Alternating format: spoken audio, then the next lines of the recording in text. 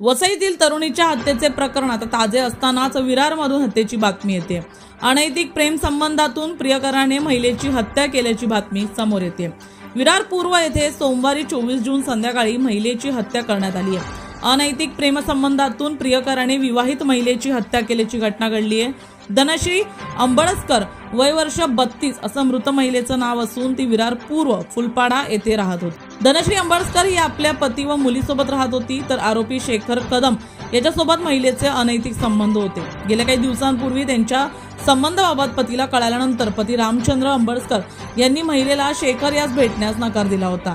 त्यावर शेखरने महिलेच्या पतीला धमकावले होते।